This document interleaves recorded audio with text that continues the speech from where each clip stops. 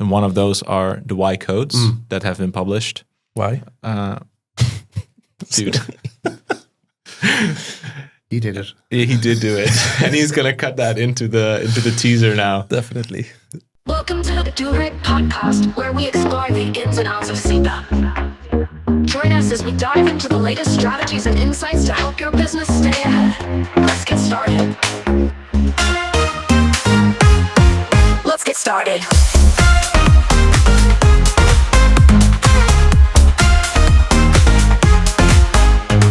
Carbon border, let's adjust. Welcome to the Dubrink podcast. My name is Marcel Duits. I'm with Dubrink. I'm here together with Jan-Joost ten Brinker, CTO of Dubrink. And we have a special guest all the way from Ireland, Stewart Burke. Welcome. Thank you very much indeed, Marcel. Glad to be here. Thank you. I think it's best if you introduce yourself, right? Sure. My background is customs declaration management, customs compliance. I've, sad to say, 35 years experience in building customs declaration management systems, originally based in Ireland and therefore doing Irish systems, but more recently multi-jurisdictional. So customs declaration management systems that worked in multiple jurisdictions. And for the last 20 odd years, I was with ABM Data Systems, which was a Irish-based developer of multi-jurisdictional customs declaration management systems, which was acquired then a few years ago by WiseTech Global, the Australian software company, along with a number of other countries' systems around Europe. And then more recently, I founded Integrin, which is a new compliance management platform, and starting with CBAM. Yeah. I think your expertise in customs goes back to your college days even. Absolutely. I funded my college, last 2 years in college, writing Irish customs declaration management software before there was an electronic version. It would actually print out the big, almost A3 documents in carbon and multiple copies to actually be presented physically into the customs house. And there was literally a different colour. If it was a standard VAT declaration, it was yellow. If there was customs duty, it was white. If there was excise duty, it was green. And you literally chose the paper that you wanted and you wrote it out in Biro. So that was the first system I ever wrote. Sorry. No, and I just wanted to ask, why are you back in service? Interest in the industry, I think now is a very interesting time from a compliance point of view, particularly from a customs point of view. There's huge changes happening globally, but particularly in Europe. The Union Custom Code, which came about in 2016, was really the first formal attempt to define standard customs declaration processes across Europe. It dates back to the foundation of the EU when they came up with the paper document called the SAD, the Single Administrative Document, which was a piece of paper that could act as both the import and the export declaration, and they were standardized and they wanted to use it the same in every country.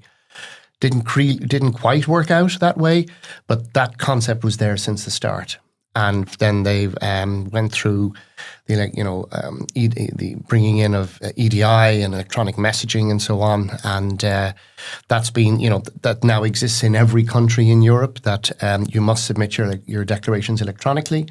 And now what they did with the Union Custom Code is, or the UCC as it's known, is created a standard set of messages and a standard set of customs declaration types. And that has brought an awful lot of similar structure. You still have separate implementations in each country. So you still have an Irish version and a German version and a Dutch version and a Belgian version. But long term with centralized clearance, we're going to see that come together even more. So there's huge change, and it's really interesting to be part of that. And that's why I'm back. And did you come back because of CBAM specifically, or was it kind of hand in hand? It was hand in hand. CBAM was the opportunity that presented itself to me with one particular customer, and I've been working with them on it for quite a while, but also now with smaller companies. My focus is on the broker, providing facilities to the broker to allow them complete the CBAM. A number of brokers offer CBAM completion services, filing services to their customers as part of their declaration management process. So it's a kind of a subset of the whole CBAM kind of ecosystem. And that's what the platform is. So the software has provided a mechanism to prove the basis for the platform that CBAM has. Yeah. Well, we're very happy to have you here. Thank you. This is going to be I almost say a customs special, I would say. And everything there is to know about customs is pretty much due to your knowledge, because I was not very familiar with the topic. Okay, well, it's very interesting. Customs yeah, no, is actually really I love it. I can see why you have such an interest in the field. But I learned a lot of the things that we apply today at Dubrink from you. So thank you very much for being here. Yeah. And actually, I think for us within Dubrink, that the part we like the most is actually the customs part of CBAM. At least for me, that's the case. The after parties are the most fun in that sector. But but it's a very interesting topic. Oh, absolutely. And before you join this business, you have no clue how interesting and complex it is, and how dedicated people work in this field. And every single person that we've spoken to from the customs field kind of stumbled into it as well. It's not like, I want to have a career in customs. I'm going to become a customs professional. No, it's like, I was doing that, and then they just asked me customs, but boom, next thing I know, I have a career in customs. Yeah. And it's very interesting. But I also think that CBAM-wise, that if you start in CBAM, or we started in sustainability IT, but actually a major part of that is customs.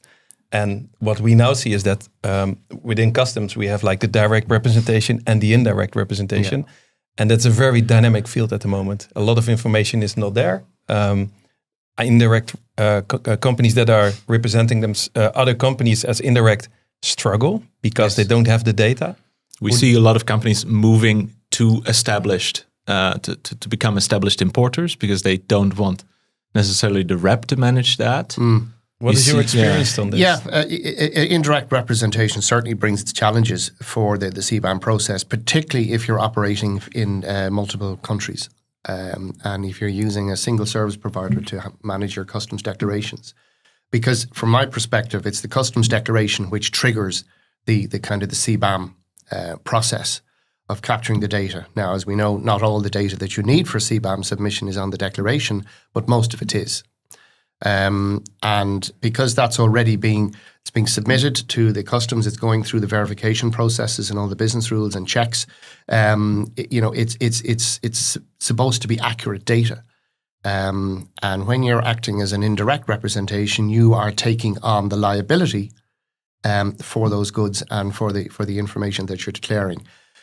That's fairly typical for brokers who are operating as indirect representation. They're already making sure that their data is accurate and they've got the right information coming from it.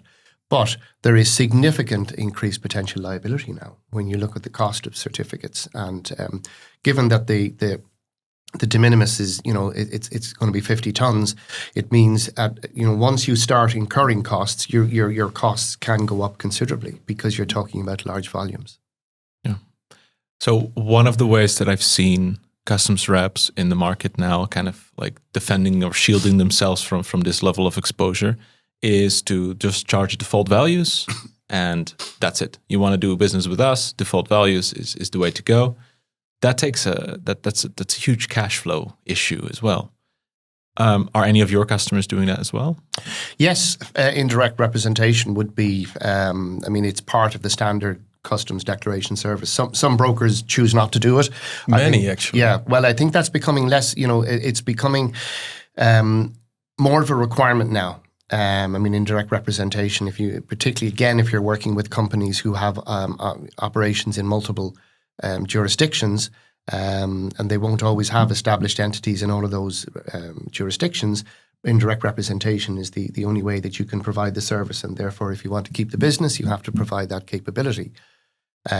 Yes, the liabilities are considerable, particularly if you take the defaults in some cases. We saw the first set of kind of defaults that came out were considerably less than what they are now. And obviously with the first version of the leaked documents, there was some element of information about the defaults.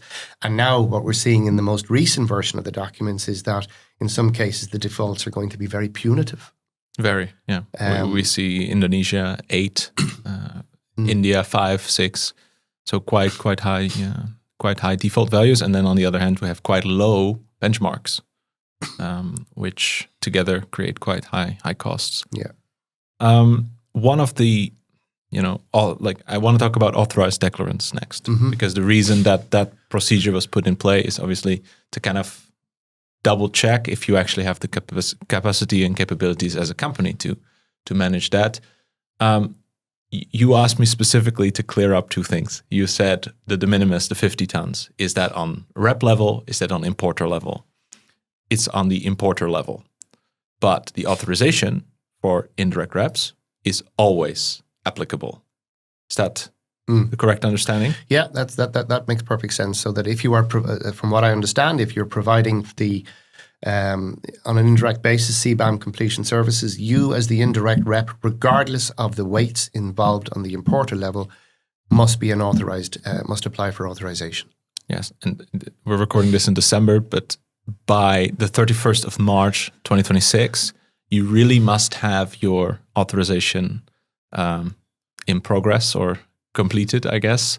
You don't know. Yeah, because my understanding is that if you haven't at least applied for it, you will no longer be able to reference that application on the declaration using the Y codes. The Y codes. Because if you've got the authorization, you use the authorization reference. If not, you provide the application reference pending the authorization. But if you haven't done that by the end of March, my understanding is that you will not be able to apply. You will not be able to import goods until such time as you have the authorization. May I ask, what does that do to the position of the indirects who have everything in place? That gives them a major advantage compared to all the other companies, isn't it? Because they will be, for many companies, the only way to go to import CBAM goods into the EU zone.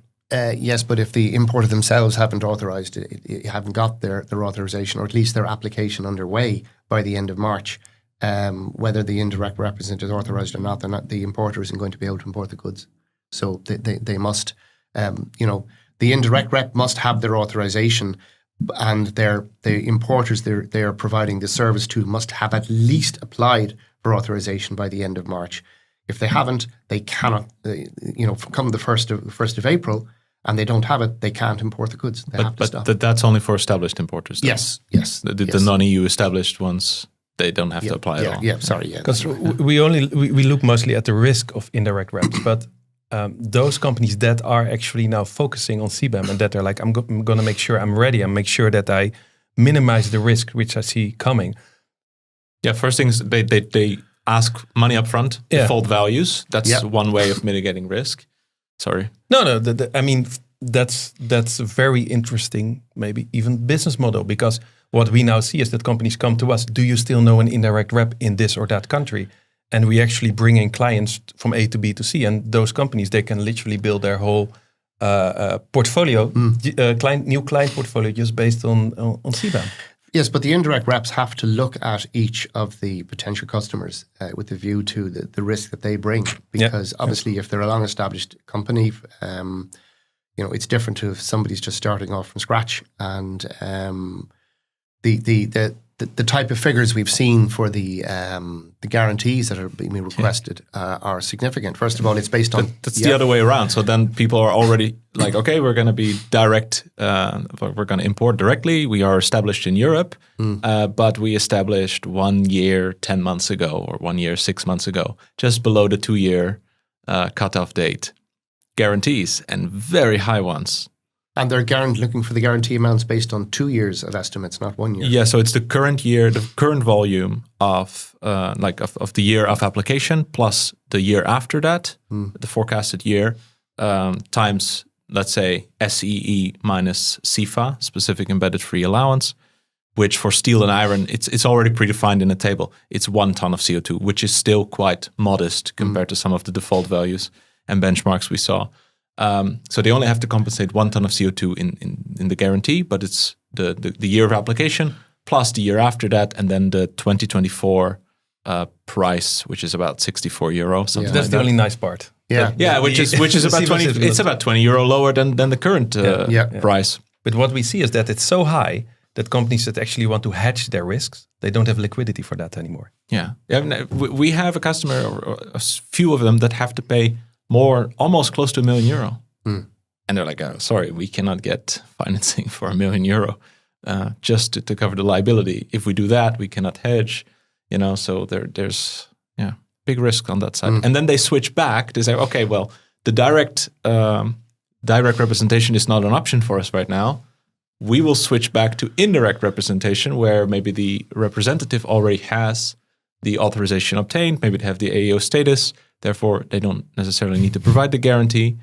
Or the situation that indirect reps who are not prepared yet ask now other indirect reps to take over their clients for a certain amount of time. Or they can't do that in certain jurisdictions. Yeah. I was about to say that there may be restrictions in individual jurisdictions as to whether that can actually be done or not. So one of the other things that representatives need to know is not just the fact that they need to authorize, that they potentially need to take money upfront against default values, I guess, but it's also a few operational changes maybe. And one of those are the Y codes that have been published. Why? Dude. He did it. He did do it. And he's going to cut that into the teaser now. Definitely. The Y codes. Do you want to explain a little bit more about that, perhaps? Yeah, there are a number of codes which have been published now, which there's two in particular in relation to the authorization. So these are codes which must be present on every declaration to indicate the current status of the importer. So if an authorization is in progress, so if the application has been received prior to the 31st of March, well then there's that you use Y code 238 in the customs declaration. If you have received authorization, well then you use code Y128, which indicates that you've actually got a valid CBAM account number. And that is the number that you would provide. And Correct. then the indirect rep actually has the option to provide either their own CBAM account number, meaning that they will take the responsibility and financial obligations onto them, or they provide that of the importer, but only for established importers. Correct. Yeah. Meaning EU-based importers. Yes. All right. And so we have a few other Y codes that have been provided by the European Commission. I guess, is it the European Commission even providing that? Yeah, they're centralized. They're centralized, yeah, so absolutely. this part is centralized, Yeah, but then the absolutely. execution is done So nationally. these codes appear on the customs declaration in data 211, where the additional information is provided. But yeah, it's part of the data set. Each jurisdiction has published a note to say that they're included and explain them, but the actual codes are the same across all countries. One of them is, sorry, you want to say something? Just in practice. So how does that work? When you have, for example, Y137, this code is the exception and applies if you import less than 50 tons. How do you know that you're above that 50 tons? That's a very good point. That's the topic of discussion. Yeah, absolutely, because you need to be tracking it. So the definitive period starts on the 1st of January 2026. Financial settlement for the first year doesn't happen until 2027. But you must be keeping track of the requirements of your current emissions totals, because if you go above the 50 tons, well, then you're liable for reporting everything. So you really should be tracking it, ideally in some system that provides kind of a level of automation around that. Because that's a really important thing to take away. That like a CBAM platform, for example. Exactly, absolutely, and I think we know some. Do you think customs software is likely to include these kind of checks?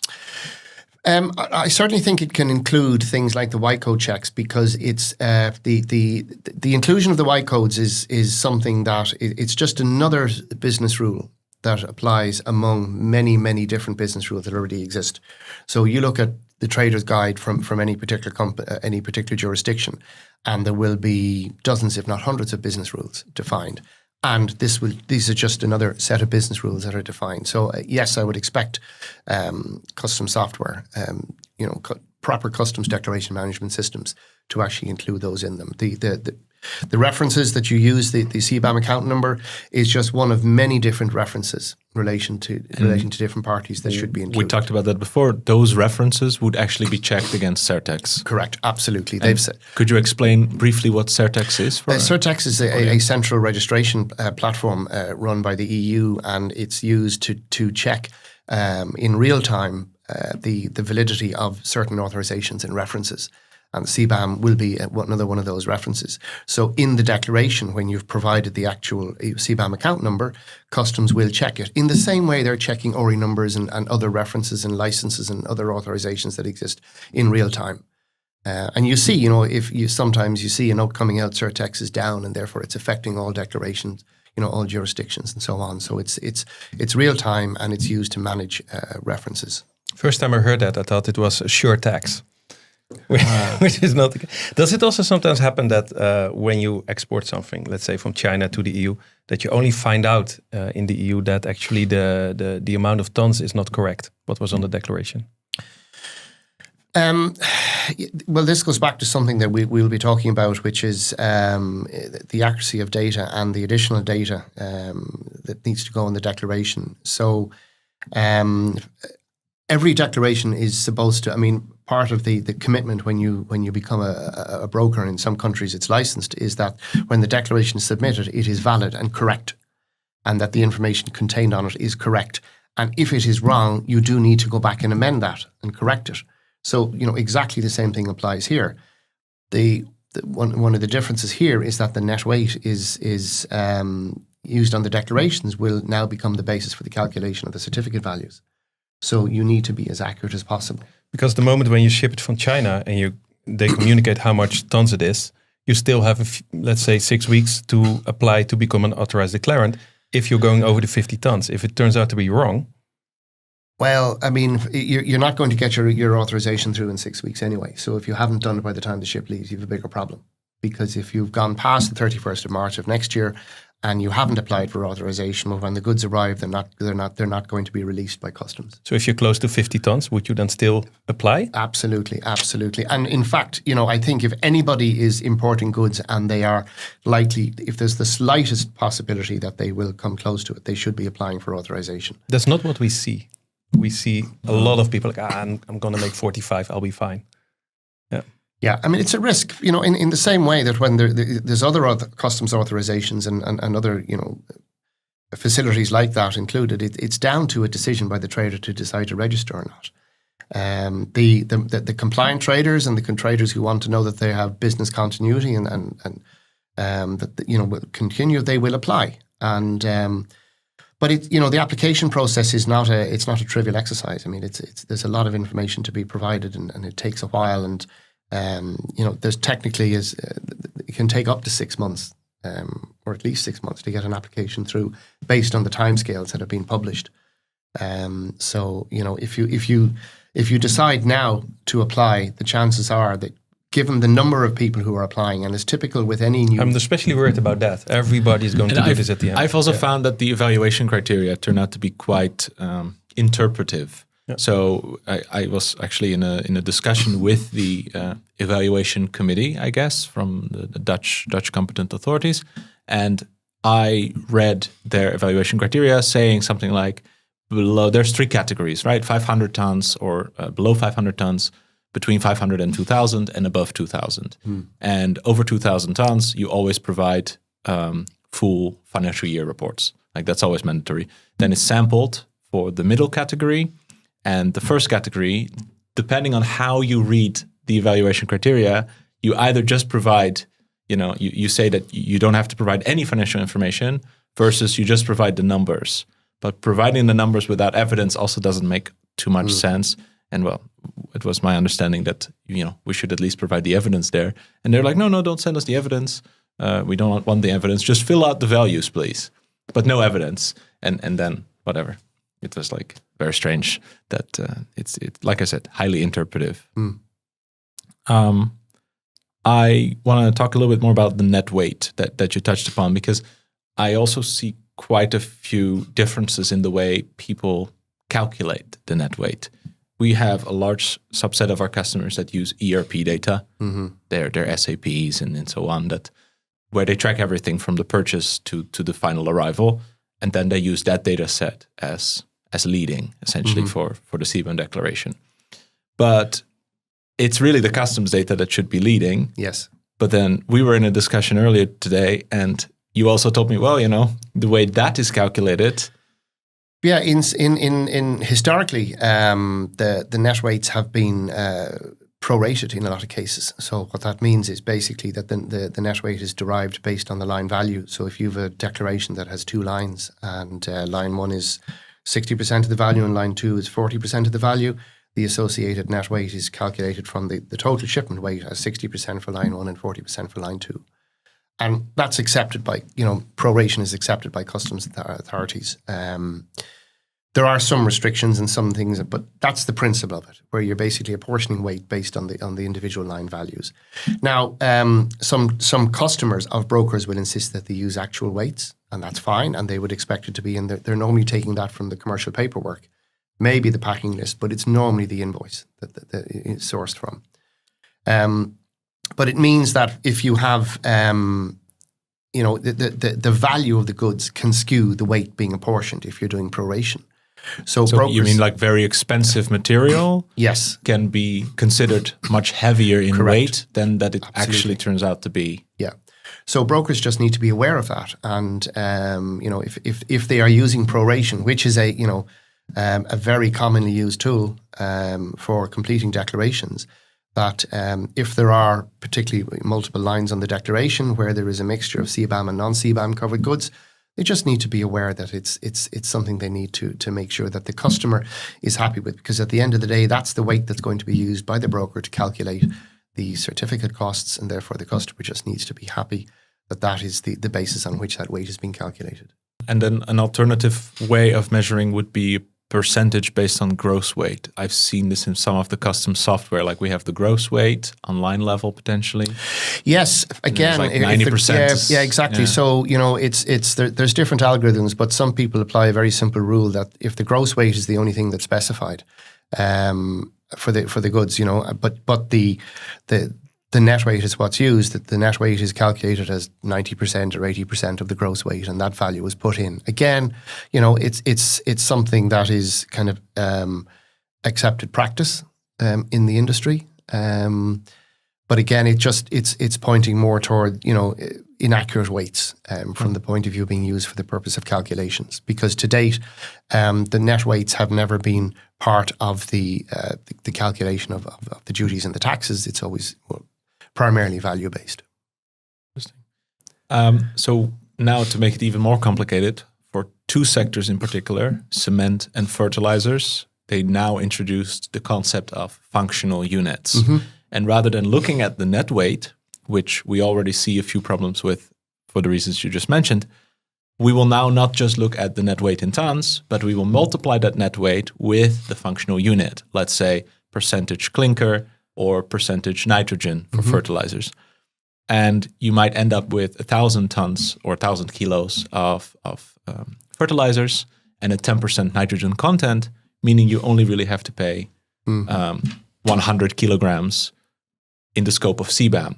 Of course, the threshold will still come in. The threshold will still come in at 50 tons, but the taxable amount, and I use that term loosely because it's not a tax, is based on the functional unit, which is the ton of nitrogen or the ton of cement clinker. Is that a foreign concept? No, it's that would be very similar to the specific rate of duty concept that would be applicable in customs. The vast majority of tax calculations are ad valorem, so it's a percentage of the value.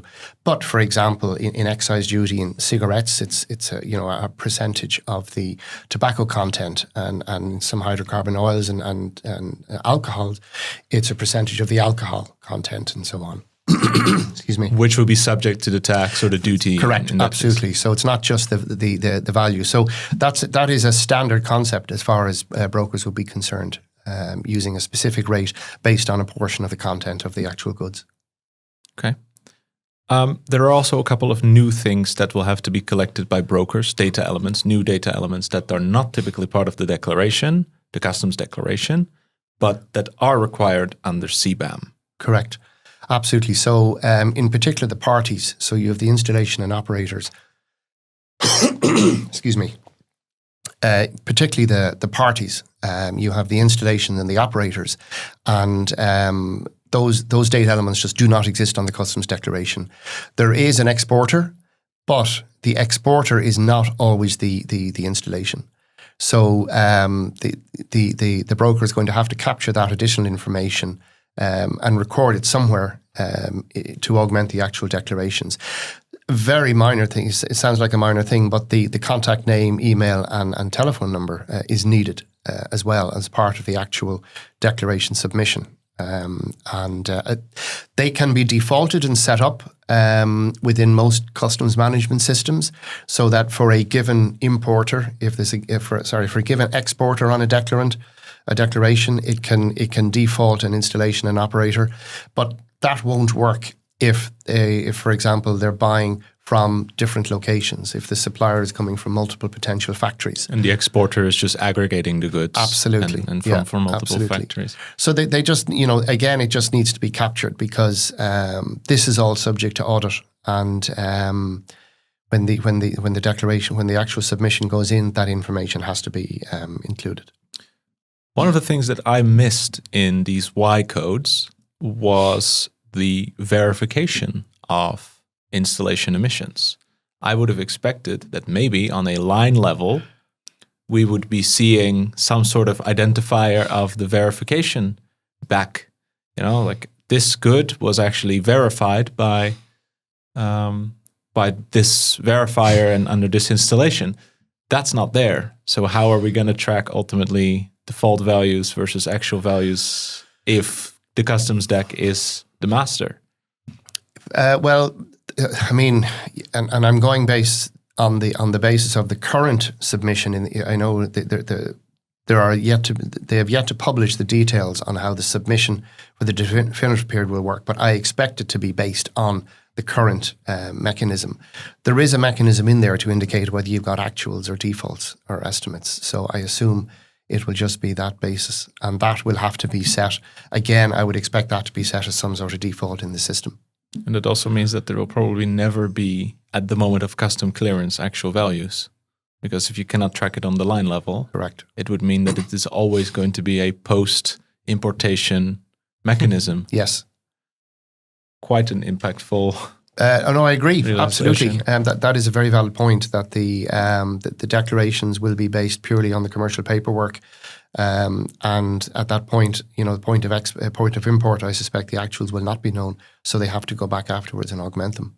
Yeah. And we were talking about that earlier because we were discussing, like, if CBAM costs come in at the moment of custom clearance, according to the rules, what determine the value of the goods, CBAM costs should be included in that. In the value buildup, yeah. In the value buildup. And do you know the rules by heart, I guess? Or you mentioned it earlier. Basically, it's the cost of the goods plus any transport freight charges up to the point of entry into the customs duty is calculated up to the point of entry to the EU, and then the VAT is calculated to the point of entry to the actual jurisdiction of the country. And it's any costs in effect incurred. So that's why you do your duty calculation based on the value and the freight charges to that point, and then you do your VAT calculation, which includes the duty. So you're paying VAT on the duty. But because the CBAM costs are not definitive at that stage, and they're not by their nature transactional, they should not be included. Yeah, and that's why you don't pay duties over goods plus CBAM costs, correct? Just the value of the goods. Fine.